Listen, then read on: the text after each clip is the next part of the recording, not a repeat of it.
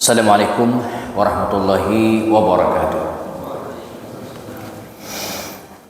Alhamdulillah, assalatu wassalamu ala rasulillah wa ala alihi wa mawala.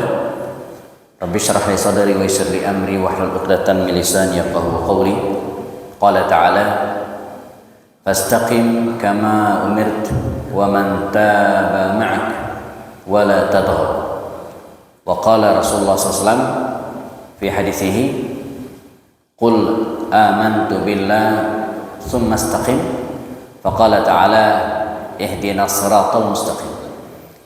Hadirin dan jamaah salat zuhur Masjid Tariqul Jannah rahimakumullah, kita bersyukur kepada Allah SWT siang hari ini di udara yang cukup terik ya, di luar kita diberikan berbagai nikmat, bisa melaksanakan sholat zuhur berjamaah di Ramadan kita yang ke berapa ini? 25 ya. Kita sepakat 25 ya. Ya, sepakat 25. Ramadan ini tidak ada perbedaan di kalangan umat Islam ya. Dan semoga nanti di akhir Ramadan Idul Fitrinya juga kita bersama-sama insyaallah ya. Sebab walaupun perbedaan itu dibolehkan, namun kalau bersama-sama paling tidak menenangkan kami para ustaz. Ya, capek juga menjawab pertanyaan netizen ya, kenapa berbeda dan seterusnya ya. Tanggal 25 Ramadan hari ini sudah 24 hari kita tuntaskan saum kita, insyaallah hari ini masuk yang ke-25. Sudah 25 malam ya, kita melaksanakan salat tarawih. Sudah 24 juz ya, insyaallah mestinya tilawah Al-Quran kita, atau mungkin ada yang sudah 48 juz ya, kalau yang sehari 2 juz atau mungkin lebih. Sudah beberapa ribu ya, atau ratusan ribu mungkin dana yang kita infakkan ya, uang yang kita sedekahkan, baik infak yang sifatnya sunnah ataupun sedekah yang sifatnya wajib ya. Mengingatkan ya, di penghujung Ramadan ini ada satu kewajiban kita lagi, yaitu melaksanakan atau menunaikan zakat fitr likulli nafsin, pada setiap jiwa ya. Jadi bukan per keluarga, bukan hanya bagi orang yang kaya dan mampu, tapi zakat fitrah ini ya, wajib bagi setiap jiwa. Bahkan anak yang baru lahir sekalipun ya, kita para ayah harus mengeluarkan zakatnya. Nenek-nenek tua jompo yang gak bisa ngapa-ngapain lagi harus keluarkan zakat. Karena itu harapan kita, semua ibadah yang kita lakukan tadi jamaah bukan hanya makbulun ya, diterima oleh Allah sebagaimana doa dalam salat tarawih kita, Rabbana taqabbal minna salatana wa siyamana wa ruku'ana wa sujudana wa tilawatina ya, kita minta semua diterima oleh Allah. Namun harapan kita juga semua amal ibadah tadi ya bisa kita istiqamah kan ya, bisa kita dawamkan pada masa-masa waktu-waktu berikutnya pasca Ramadan ya. Para ulama mengingatkan, ini bukan hadis ya, tapi kaidah dari para ulama, kunu rabbaniyina wala takunu ramadaniyin ya. Jadilah kalian hamba rabbaniyin, hamba Allah, wala takunu ramadaniyin, jangan jadi hambanya Ramadan. Apa maksudnya? Hamba Allah yang beribadah tak hanya di bulan Ramadan, tapi juga bulan-bulan yang lainnya ya. Wala takunu ramadaniyin, jangan jadi kalian ya, janganlah kalian menjadi hamba Ramadan yang hanya semangat beribadah di Ramadan saja. Karena itu bab ini disebut dengan babul istiqamah ya, masalah istiqamah. Dan istiqamah ini berat ya, istiqamah ini sangat berat. Di sini ibu-ibu nggak ada yang namanya istiqamah ya. Kami di Bogor itu ada ibu istiqamah namanya ya. Ketika saya menyampaikan hal ini, istiqamah itu berat. Dia nyeletuk, betul Ustaz, berat saya 70 kilo katanya. Istiqamah ini berat ya. Sampai-sampai dalam hadis sahih Nabi mengatakan, syayyabatni hudun wa akhwatuha, sungguh telah membuatku berubat surat Hud dan sejenisnya. Ya. Jadi surat Hud ayat 112 kata Rasulnya itu begitu turun membuat rambut Nabi itu beruban, saking beratnya. Karena ada penelitian mengatakan ada 3 penyebab orang ubanan. Pertama, faktor U, faktor usia. Seiring dengan waktu bertambahnya usia 50 tahun ke atas atau 40 tahun ke atas sudah mulai banyak yang tumbuh ubannya. Saya karena sering umroh, sering tahallul botak, jadi nggak kelihatan ubannya. Ini kalau dibuka dan panjang dikit mudah muncul kiri kanan gitu ya. Sini juga. Nah ini faktor U namanya, usia. Ada juga faktor keturunan, faktor genetik. Nah, jadi kakeknya, ayahnya emang dulu tua dikit, masuk usia 40 tahun sudah ubanan. Ini faktor genetik dan ini hampir semua penyakit ada faktor itu. Walaupun ada yang dominan, ada yang tidak. Ya. Termasuk kemiskinan itu faktor genetik. Kalau kata anak saya itu ya, alhamdulillah sekarang keturunan Indonesia angka keturunan di Indonesia menurun gitu ya, menurun. Jadi angka keturunan atau kemiskinan di Indonesia itu menurun. Menurun ke anak cucu katanya. bukan menurun angka tapi menurun ke anak cucu. Yang tadinya bapaknya miskin, anak miskin juga gitu ya. Nah, jadi yang ketiga ya, faktor orang ubanan itu faktor M. Ya, karena banyak masalah ya. Nah, Nabi mengatakan syayyabatni Hudun wa akhwatuha. Surat Hud 112 itu telah membuat saya beruban. Nah, apa isi surat Hud 112 itu sehingga bikin Nabi beruban? Allah Subhanahu wa taala berfirman, "Fastaqim kama umirta wa man taba ma'aka wa la tatghaw." Dan maka kata Allah, istiqamahlah. Nah, jadi ini ayat memerintahkan kepada kita agar istiqamah.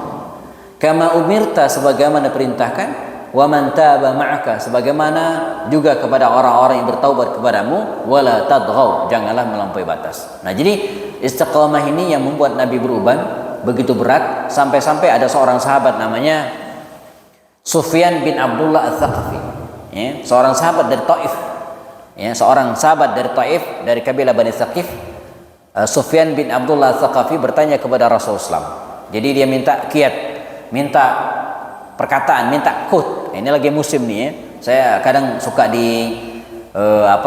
ditodong ya, oleh teman-teman anak-anak muda terutama ya. Diajak selfie begini. Kata-kata hari ini Ustaz. Ditodong begitu, kita disuruh membuat kata-kata. Kata-kata hari ini Ustaz. Ya. Nah, ini anak muda ini juga begitu ya. Jadi Sufyan bin Abdullah Ats-Tsaqafi ini ya, datang kepada baginda Rasul, ya Rasulullah, ayo quote kata-kata hari ini, gitu kan, begitu kira. Cuma dia nggak bawa kamera aja ya. Ya Rasulullah, kata-kata hari ini. Qul li fil islami qawlan la as'alu ba'daka abadan. Ya Rasulullah, sebutkan atau ungkapkan ya qawlan, perkataan. Ya, dalam Islam itu saja ya, di mana saya tidak perlu bertanya kepada orang lain setelah bertanya kepadamu. Kata anak muda ini kepada Rasulullah, diminta kata-kata motivasi sebuah kalimat di mana cukup baginya tak perlu bertanya kepada orang lain dengan penjelasan Nabi tersebut. Apa kata Rasul? Kata Nabi, qul, katakanlah, amantu billah tsumma istaqim. Aku beriman kepada Allah dalam istiqomah. Nah, kita juga demikian jemaah, tanpa kita sadari dalam keseharian kita, bahkan bukan dalam keseharian, setiap sholat kita tadi sholat 4 rakaat. Ya, minimal pada sholat zuhur tadi kita baca 4 kali ini doa. Jadi kita sadar tidak, setiap hari kita baca doa, kita ulang-ulang terus gitu ya. Setiap hari minimal 17 kali, bahkan mungkin bisa lebih ditambah dengan sholat-sholat sunnah. Doa agar kita mengikuti jalan orang-orang yang istiqamah, yang termaktub dalam surat Al-Fatihah. Ihdinas siratal mustaqim. Ihdinas siratal mustaqim. Ya Allah, berikanlah kami petunjuk, hidayah, sirat, jalan al-mustaqim. Kalimat al-mustaqim ini dalam buku-buku ataupun dalam terjemahan Al-Quran kita biasanya ya, itu terjemahkan dengan al-mustaqim, artinya lurus. Ya. Berilah kami jalan atau petunjuk jalan orang-orang yang lurus. Jadi kalimat al-mustaqim itu disering terjemahkan dengan lurus. Padahal kalau kita ekstrak, kalau ibarat file itu kita kembalikan ke asal katanya, kalimat al-mustaqim ini jelas berasal dari kata istaqama, yastaqimu istiqamatan fahu mustaqimun. Yang pernah masuk pesantren ini pasti pernah belajar shoroh, ya, berasal dari kata istaqama fi'il madinya, yastaqimu fi'il mudhari'nya, istiqamatan masdarnya, fahuwa mustaqimun isim fa'ilnya. Mustaqimun itu artinya orang yang istiqomah. Ya Allah, berilah kami petunjuk agar bisa mengikuti jalan orang-orang yang istiqomah. Orang-orang yang jalannya enggak melenceng, orang-orang yang jalannya konsisten, teguh pendirian dengan prinsipnya, tak goyah ya, dicerca siapapun gitu kan, dan tetap bertahan dalam kondisi apapun. Dan ini berat. Ya, memulai suatu kebaikan itu berat. Tapi yang lebih berat lagi adalah istiqamah dalam kebaikan tersebut. Ya. Memulai sholat berjamaah di masjid itu berat. Tetapi gitu kan, dawam, rutin dalam menjalankan kebaikan itu yang lebih berat. Karena itu kita perlu kiat ya Allah ya. Bagaimana bisa istiqamah khususnya pasca Ramadan. Bagaimana kita bisa istiqamah setelah Ramadan. Allah Subhanahu wa taala sebenarnya telah memberikan kiat kepada kita bagaimana bisa istiqamah pada bulan berikutnya ini ya, atau setelah Ramadan, sebagaimana dicantumkan Allah dalam surat Hud ayat 112 tadi. Allah berfirman, kita akan kupas satu-satu. Fastaqim, kata Allah, maka istiqamahlah.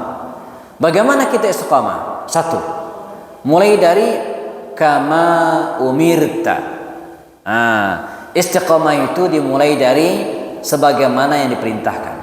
Makanya istiqamah itu jamaah, rumusnya satu, istiqamah itu harus dalam kebaikan, nggak boleh istiqamah dalam keburukan. Ada orang korupsi gitu ya, korupsi itu nggak boleh, saya istiqamah korupsi terus gitu ya. Atau ada dulu teman saya di waktu SMP ya, dia kalau datang ke kelas itu ya selalu telat. SMA waktu di pesantren, dia kalau datang ke kelas pokoknya telat aja gitu ya. Kita udah tandain ya, jadi mau berangkat kemanapun telat. Atau bahkan saya sering bimbing jamaah umrah, di antara jamaah ini satu jamaah gitu sekitar 20 atau 50 orang ya, kadang ada aja tuh di antara personal jamaah itu yang suka telat. Yang lain udah ngumpul semua untuk berangkat ke Mekah, ke Ka'bah misalnya, atau untuk jalan-jalan udah ngumpul di lobi. Nah dia pasti telat nih, udah ditandai. Ada orang seperti itu gitu kan.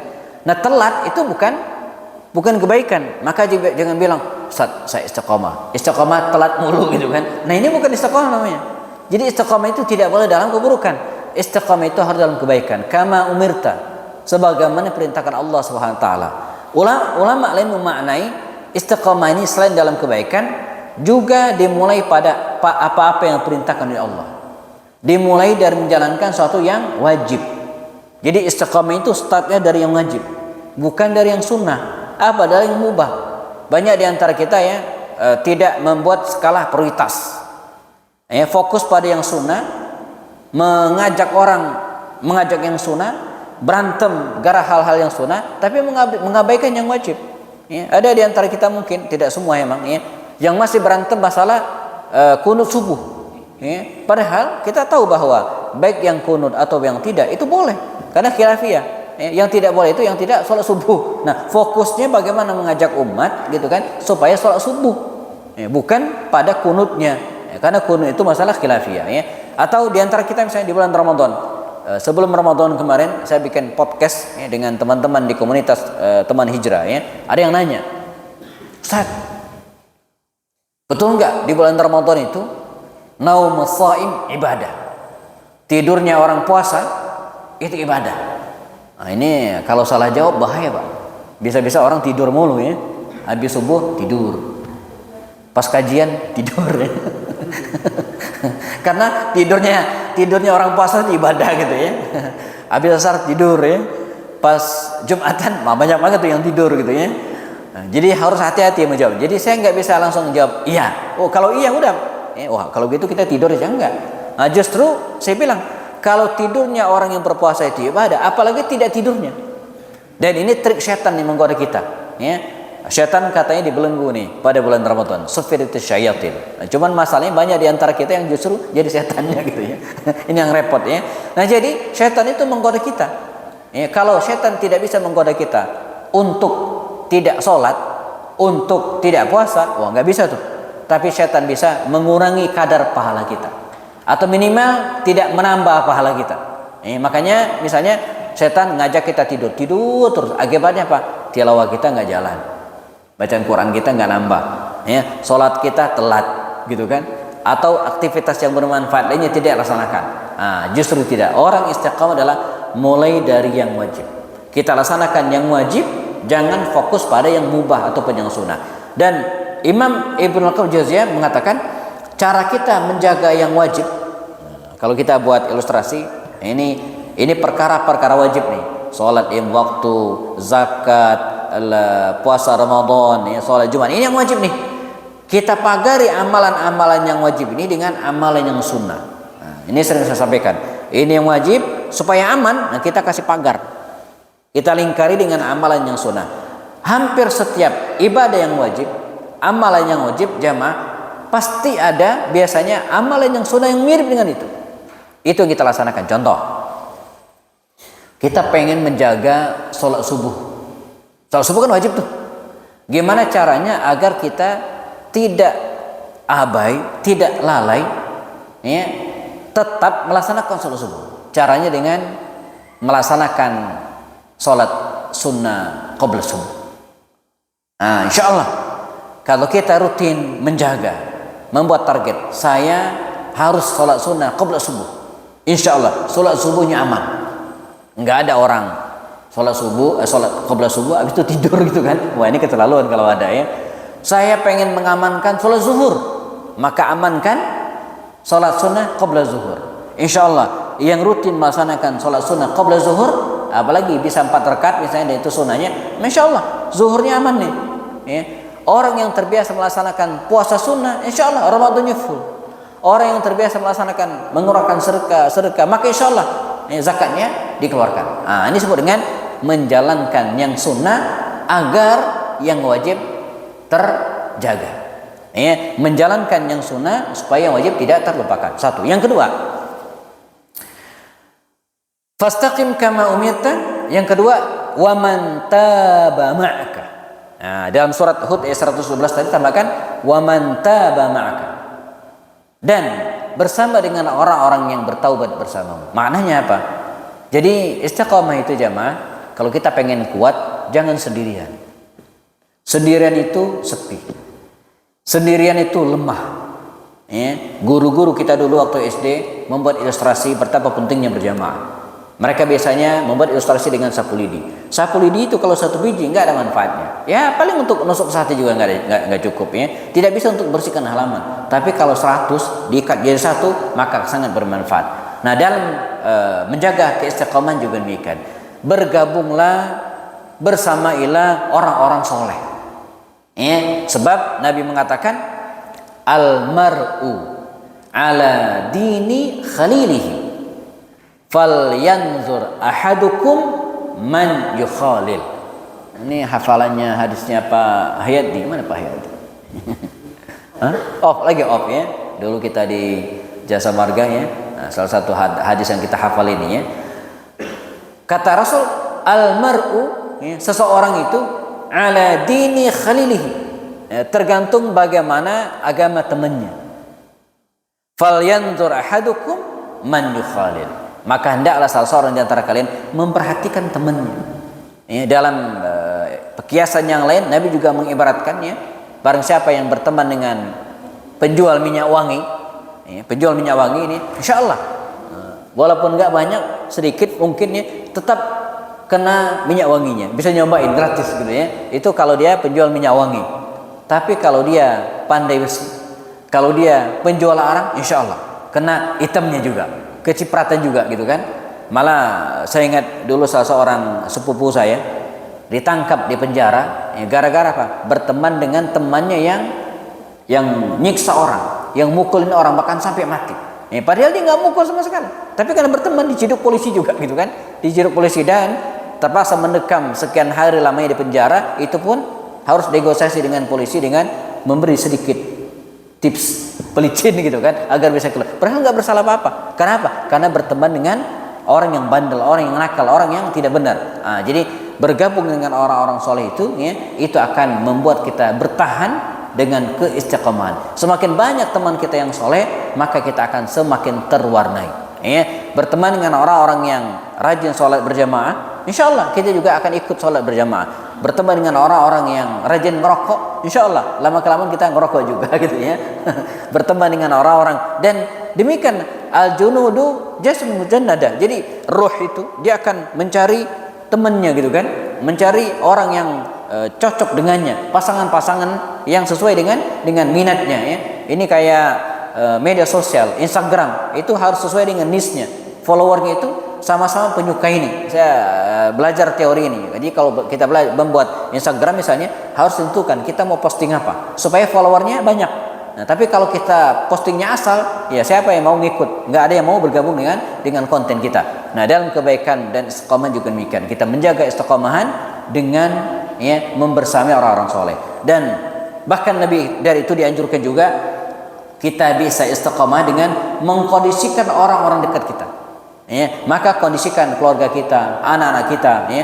Jadi kalau kita pengen misalnya istiqomah membaca Al-Quran, maka pastikan anak kita, keluarga kita, istri kita juga termasuk ahlul Quran. Kita juga akan terpengaruh. Begitu kita pulang ke rumah, lihat istri kita baca Quran, kita juga akan tertarik untuk baca Quran.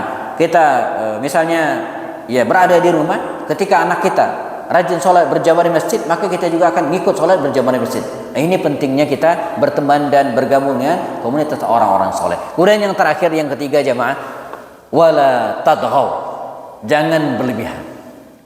Lebih baik sedikit demi sedikit, tapi rutin terus menerus. Ya. Jadi kata Rasulullah, kebaikan itu adalah ma adwamuha wa in qalla.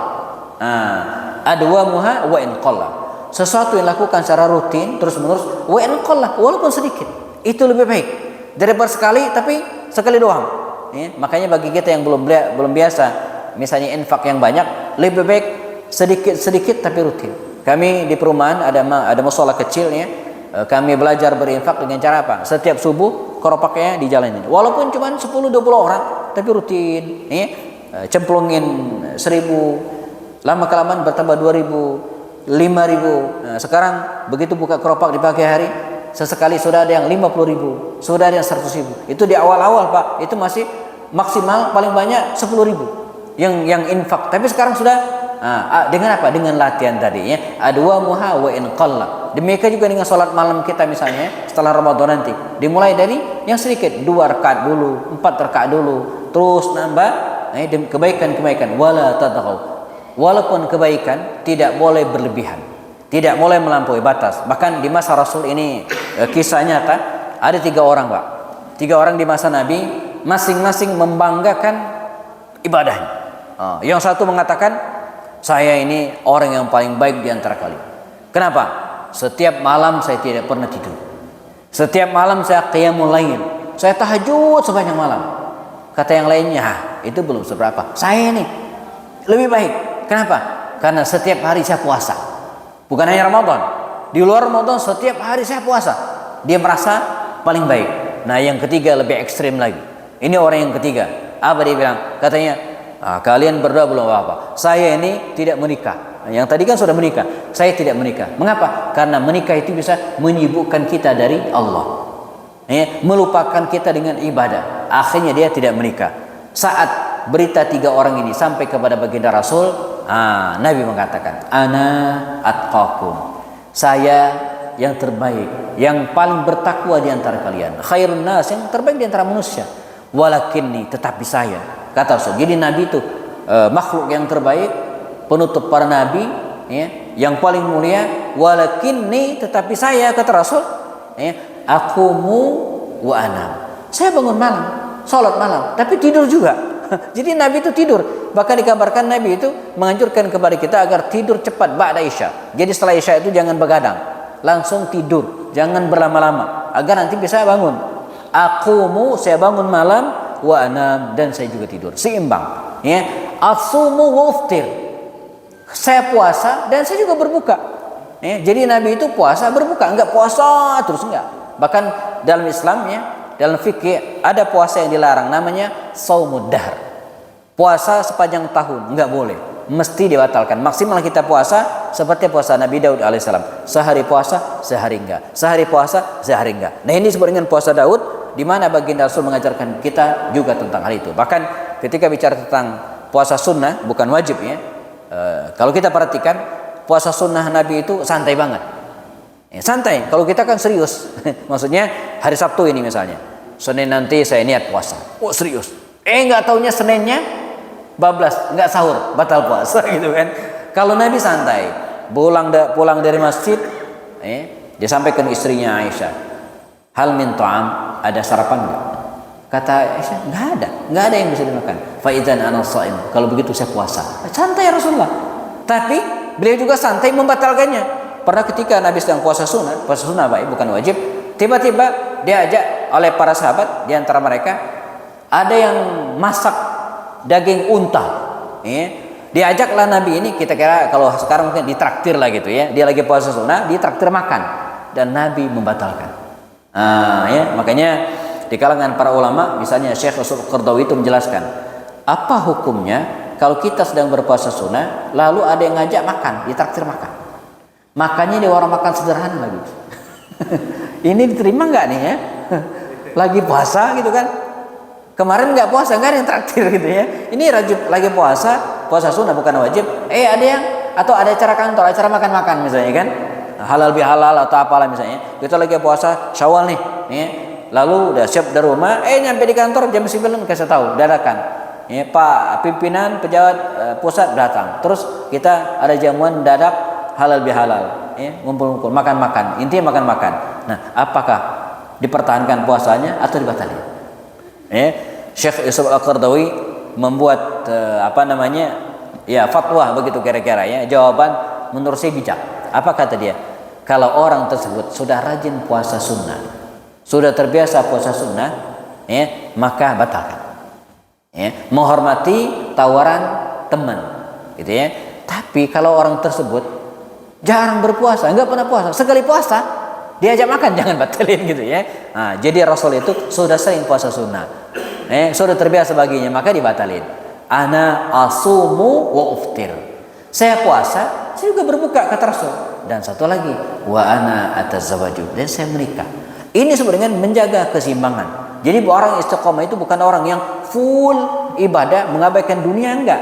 Bahkan kalau kita lihat Al-Quran, surat Qasas, Al-Qasas, Allah mengatakan, wabtaghi fima atakallahu daral akhirah wala tansa nasibaka min dunya. Ingat, carilah kebahagiaan, carilah keutamaan negeri akhirat, surga. Tapi ingat, wala tansa nasibaka min dunya. Jangan lupakan dunia. Toh doa sehari-hari kita dalam surah Al-Baqarah 201 202 Allah mengatakan, walladzina yaquluna rabbana atina fid dunya hasanah wa fil akhirati hasanah wa qina adzabannar. Kita minta kepada Allah fid dunya hasanah, di dunia sukses, wa fil akhirati hasanah, dan di akhirat juga mendapatkan kebaikan. Khairain, kebaikan dunia dan kebaikan di akhirat. Nah, jadi istiqamah ini penting ya rahimakumullah. Dan sekali lagi, istiqamah itu bukan hanya sama persis jadi setelah Ramadan ini berlalu, saya pengen istiqamah di hasib hari puasa, ya enggak juga, tapi spiritnya itu yang penting. Atau misalnya sebab sulit juga keluar dari Ramadan, kita pengen istiqamah sama persis dengan Ramadan, ya enggak juga. Tidak mungkin masjid misalnya menyelenggarakan setiap malam sholat malam terus, kan enggak. Tapi spiritnya yang penting kita laksanakan, spirit tentang puasa, spirit qiyamul lail, kemudian spirit sedekah juga demikian, dan ibadah-ibadah yang lainnya. Nah, harapan kita begitu Ramadan nanti selesai, kita tak hanya menyelesaikan Ramadan dengan baik, tapi juga menyisakan kebaikan-kebaikan ba'da Ramadan, setelah Ramadan. Ini kajian pada siang hari ini, hampir jam 1 jamaah. Tidak ada gorengan, tidak ada snack ya. Kita cukupkan. Namun demikian, sisa waktu 5 menit. Jika ada yang ingin ditanyakan atau dikonfirmasi, ditambahkan, silakan. Asal jangan nanya tentang THR saja ya. Ya, kalau ada yang ingin tanyakan monggo. Ibu-ibu atau yang lainnya teman-teman, ada? Kalau tidak ada, kita cukupkan. Cukup ini ya. Baik. Jika tidak ada, kita cukupkan jamaah. Selesaikan dengan kafarat majlis. Subhanakallahumma wa bihamdika asyhadu an la ilaha illa anta astaghfiruka wa atubu ilaik. Wassalamualaikum warahmatullahi wabarakatuh.